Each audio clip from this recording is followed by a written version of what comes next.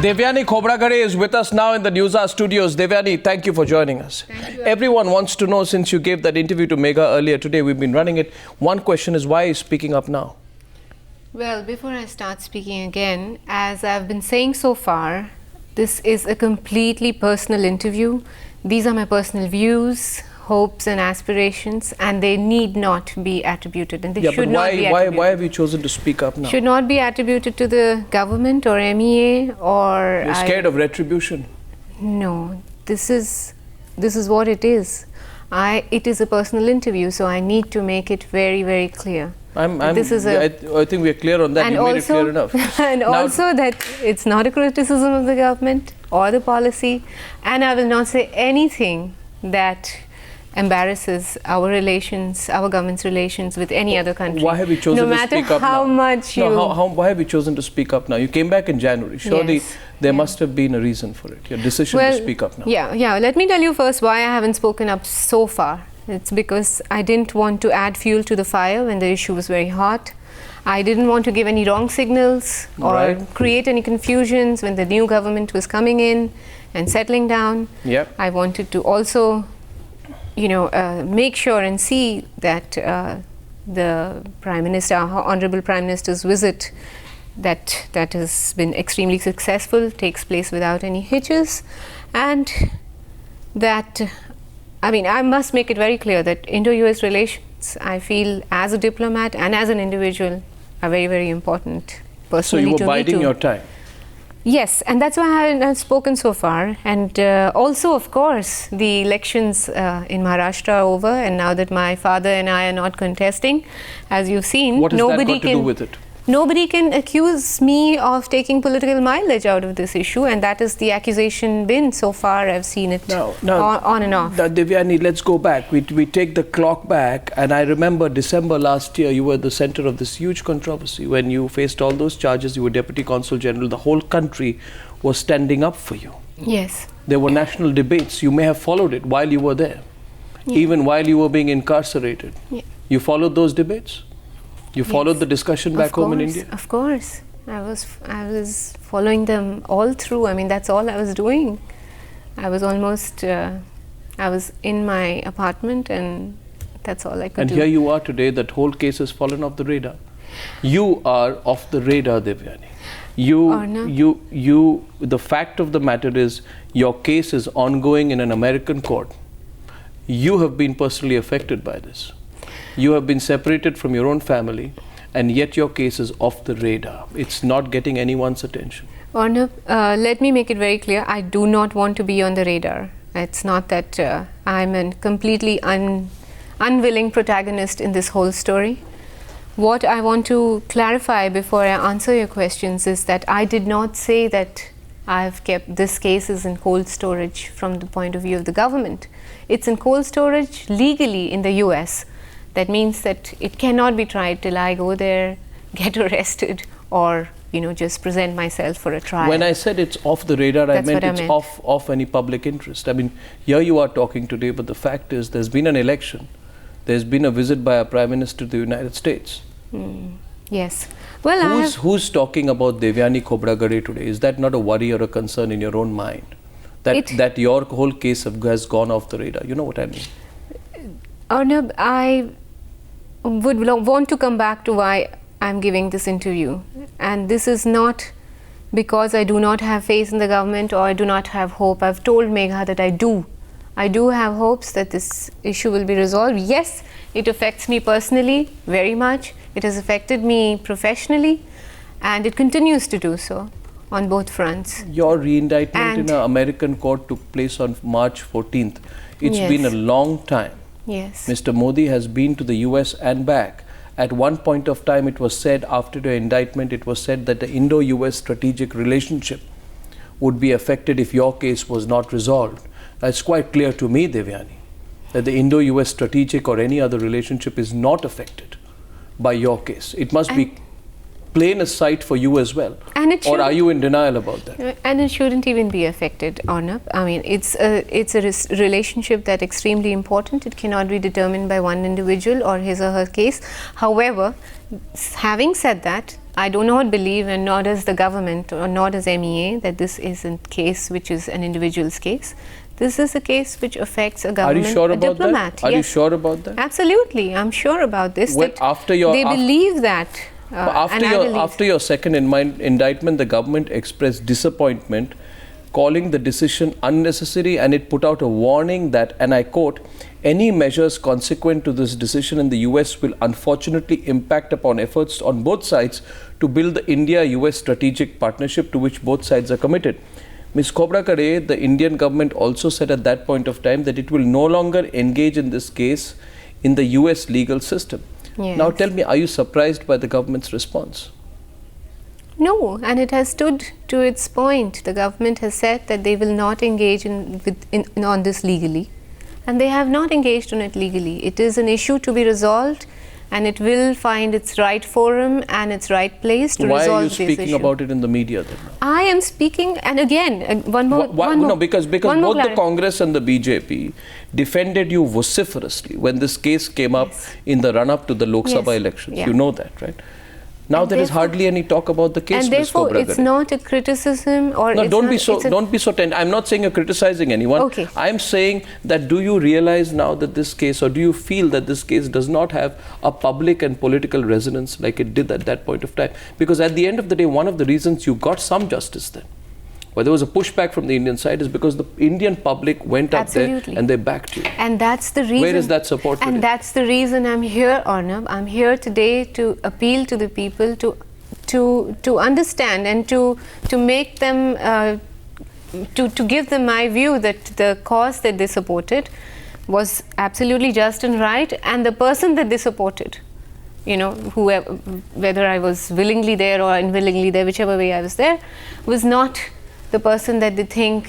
Now it has been, you know, well, it has been said all this while that I have I've sort of, you know, I'm this sort of elite exploiter and all those sort of things that keep coming to me, and even some from officialdom saying that I'm an you know, I'm sort of a slippery customer. I should have just paid that 10,000 to that housekeeper, and the issue would have been resolved, or that I played up the media. And I just feel saddened, and I feel like, you know, Why do you think? Why do you think this is? truth. Why do you feel this is the way people are talking now? Because in December last year, everybody was out there fighting for you and against the United States of America. Why do you think? Do you feel the same people are now turning around and saying, you are, as you yourself said, some elite brute, some elite exploiter? Well, I wouldn't go into the reasons why this is happening or has happened, and of course I'm not saying that this is the entire narrative. I mean, there are still people who believe in me and who believe that what I did was right, but this interview is for them. I want to tell them that I did whatever decision I took, I did not agree to plea bargaining, as is falsely reported in the media, that I did not want to come back. I wanted to come back with my head held high, without making any compromises of accepting a lesser crime. When my entire country rallied for me, Arnab, how could I do something like this for my personal convenience or my professional convenience? So, and I'm paying the price for it, but I'm happy. So since you are willing to speak up openly, Yes. and you are saying to me that what you're saying is going out to a larger audience, and you want to convince all the people who backed you in December that they were backing somebody who was correct. So And the cause that was correct. That it was not hyper-nationalistic, it was not jingoistic. What we did was we showed that we needed to be treated with respect and in consonance with the international conventions and international regulations that determine such relations. But everyone between two deplored the countries. treatment meted out to you in the United States, including me. But I must ask you. Oh, but there were some who were saying this is a cultural issue. We Indians treat all our domestics like this. And this was the narrative that was coming from elsewhere, and we were accepting it. And we were doubting ourselves that we were What do you mean perhaps from overreacting. elsewhere? Right now, even What people... do you mean from elsewhere? Maybe from the Western media. Maybe from some people over here who believe that... So you can I know, who ask just you- made a presumption that yes, the IFS and Devyani Khobrakade did treat her housekeeper Did you in a treat bad another way. human being wrongly? Did you? This mean this particular human being that we are talking about? This question has to be put to you directly.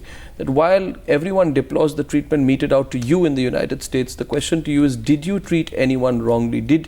What about the Sangeeta Richards? No, let me ask you, what about Sangeeta Richards, all the allegations about the treatment that she was subjected to by you? Ms. Khobragade, the fact remains that you've been indicted by a US jury. Does that not account for something? No, absolutely not. I did not treat anybody, including Ms. Richards, badly in this. I mean, we are talking about Ms. Richards. Why are we talking about anybody? No, we are talking about Sangeeta Richards, who was in your employment. Yes, we are talking about Sangeeta Richards, and I did not treat Sangeeta Richards badly. If this case and the charges are completely false, and had there been a little more investigation, I felt that the US government did not do any investigation into this. It was a completely badly investigated case, and had they done one little, just ask some of the witnesses, maybe those who signed the contract, maybe even her relatives back home who actually have testified, and we have affidavits where they've actually said on oath that they knew that for a fact that Sangeeta Richards acknowledged that she was paid all that was due to her, and that she also had intentions of not coming back after my tenure, and so her tenure in the US got over, and that she wanted to bring her family here. So obviously it was very, very clearly a case of a lady trying to get her family a visa and a permanent residency into the US for herself and her family. And there's no more truth to that than that, Arnab. But I mean, did you pay Ms. Richards $3.31 an hour as opposed to the written contract which stipulated that you would have to pay her over $9 an hour? I did not pay her $3.31 an hour. I have paid her as she was owed, and what was owed to her, and what she was entitled to. And that is much more, even much more than what, if you take the entire package, it's much more than even what is paid to the government, to US You're saying that you were set up. You're saying that you were set up. Absolutely, I was set up. By whom? By the American government or by Sangeeta Richards? By Sangeeta Richards. And the US government and the US prosecutors, I mean, they were, I'm sorry to say, they were duped. I don't understand this bit. Why would an American government, an American court fall hook, line and sinker for someone who was setting you up? I mean, it's not merely about, and also, as you are well aware, at that point of time, her family was flown down to the United States of America in mysterious circumstances, all happening very quickly at the same time. What was going on? Some diplomatic ego battle or more than that? You have to ask the US government. What is my place to say why the US government did this, Arnab? I have no standing in this. I can only tell you my personal experience and what my personal opinion and beliefs are. Really, I cannot comment on. When the reports came about your being strip searched, cavity searched, and all those, the sort of inhuman treatment that you went through, this whole country together stood up for you. I know, and I'm grateful and thankful. I hope you realize the reason I'm asking you these questions is because the same country deserves the right to know who they were backing. The nation wants to know, and that's why I'm here. The nation deserves to know that the person that they were backing is not a person that treated anybody badly, and that she was in fact trapped. And she's paying a price for it right now, for no fault of hers. Professionally as well as personally, Arnab. How? How? My husband cannot. My husband is a US citizen. My children think of both India and US as their homes. I don't even know what these ramifications will be in the future. It's like a crouching tiger. It's not a sleeping dog in my life. I just don't know how it will affect me. Right now, I know I cannot travel. My kids cannot travel. My professional life is, I have all these sort of accusations on me, vague accusations, and people doubting my integrity. I cannot go to many postings. How is it not affecting my life? Everybody, it's very plain for everyone to see, but I took that stand and I'm proud of it. I'd rather do that. I'd rather take all these than go plea bargain or, say accept a lesser crime. And what precedent would I set up for my colleagues that you can, somebody, they will be diplomats posted to the US. There will be cases like this. There could be cases like this. And so you plea bargain and you set up a precedent and then anybody can be accused of a higher crime and then bargain down to a lesser crime.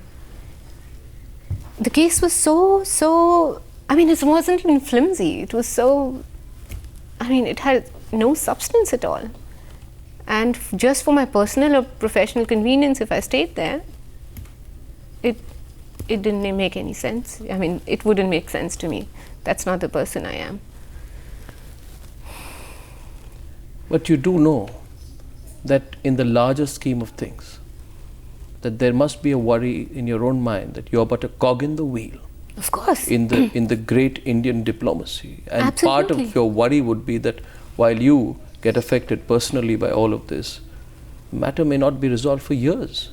There is no guarantee that we see here of the matter being resolved for years. It may not be. It may not be. If the but Americans take a tough position and don't want to negotiate, and you know how tough the Americans can be in their negotiation and how rigid they can be, then what happens to you, Devyani?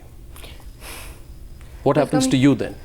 I don't know. We'll see. I just have to live with the hope. You have to live positively. And that's what I'm doing. I have to build up my mental endurance, my physical endurance, and see what are my next steps. And if this doesn't get resolved politically, then I'll just have to see my other options.